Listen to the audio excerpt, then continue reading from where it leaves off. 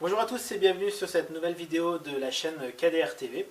Donc aujourd'hui je voudrais traiter d'un sujet qui revient assez souvent dans les discussions que j'ai soit dans le cadre du blog, soit dans la vie de tous les jours tout simplement, à propos de l'entrepreneuriat et des trois faits qui sont généralement les plus bloquants quand on veut se lancer, les trois objections qui reviennent très vite.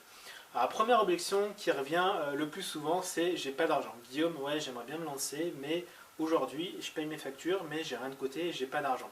Alors je vous rassure, autant cette objection il y a peut-être 15-20 ans, elle était valable parce qu'il fallait toujours avoir de l'argent pour pouvoir lancer un projet et créer quelque chose, mais aujourd'hui c'est totalement faux. Vous pouvez vraiment lancer un projet avec très peu d'argent en utilisant tout simplement le biais d'internet. La première chose qu'il faut bien savoir, c'est qu'il ne faut pas travailler sur un projet, enfin je vous le déconseille en tout cas de travailler sur un projet pendant 6 mois, 1 an ou peut-être même plus, j'en ai vu qui travaillent depuis 2 ans sur un projet et qui n'ont toujours rien fait.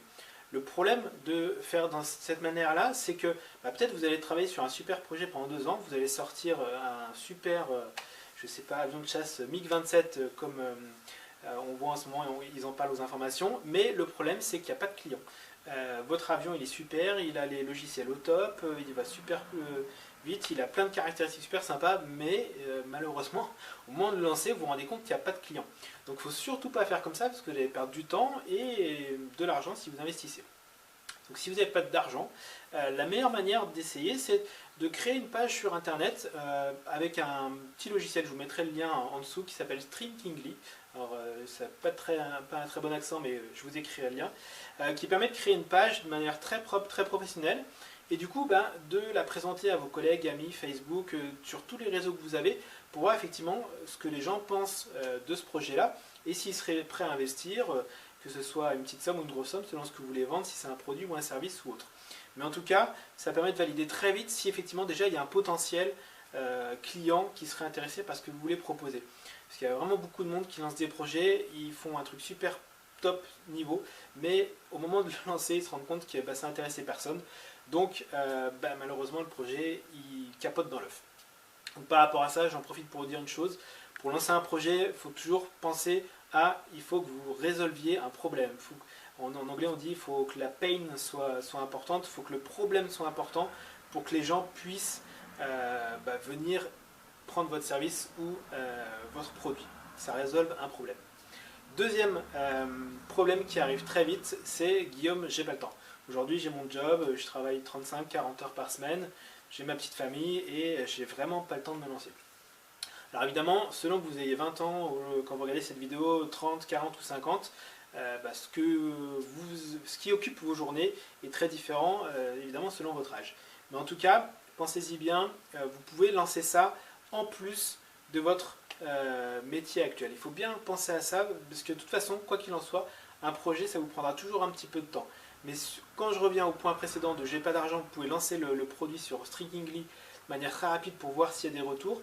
Ça vous permet de valider très rapidement sans y passer vraiment énormément de temps pour voir si le projet vraiment il trouve preneur en face de lui. Donc quoi qu'il en soit, il ne faut pas vous mentir, je ne suis pas là pour vous vendre du rêve. Être entrepreneur, monter un business, ça prend du temps.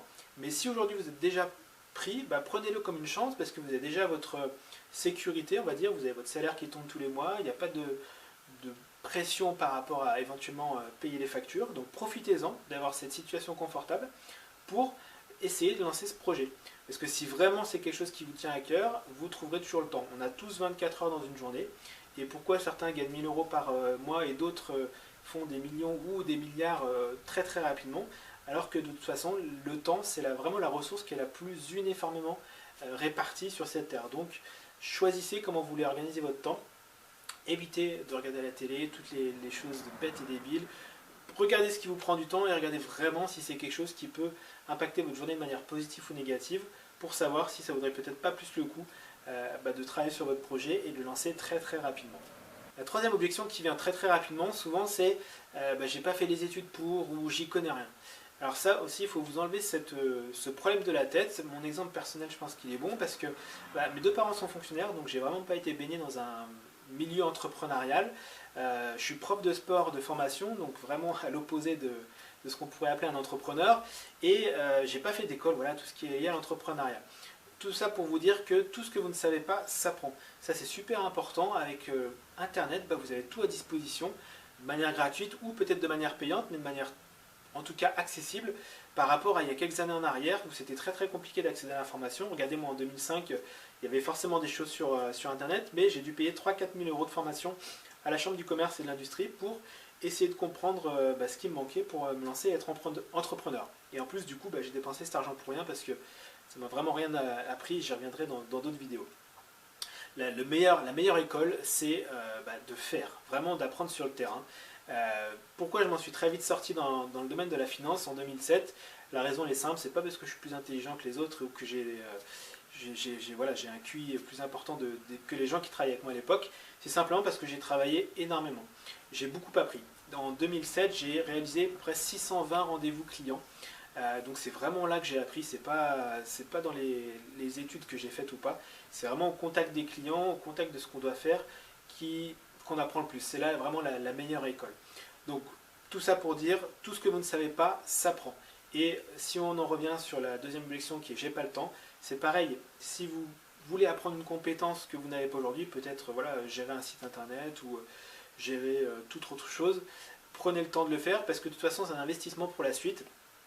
Et petite conclusion rapide, on est en 2015, en mars 2015, la conjoncture économique elle n'est pas terrible. Si vous êtes salarié, super, profitez-en. Le problème c'est qu'en ce moment il y a beaucoup de licenciements, rien ne garantit votre emploi, hein. Comme je dis souvent, le CDI ça veut dire c'est dangereusement instable puisque c'est pas vous qui maîtrisez l'économie et puis ce que veut faire le patron ou pas. Donc profitez-en aujourd'hui d'être peut-être tranquillement assis sur votre contrat pour commencer à lancer quelque chose et commencer à lancer une source de revenus annexe qui peut-être deviendra votre source de revenus principale ou même une deuxième source de revenus si tout se passe bien, mais profitez vraiment de ce moment-là pour vous lancer. Donc voilà, j'espère que vous avez apprécié cette vidéo, mettez un petit pouce pour me le confirmer, dans les commentaires si vous voulez que j'aborde d'autres sujets peut-être, et puis je vous laisse vous abonner à la chaîne pour que vous soyez prévenus des prochaines vidéos. A très bientôt.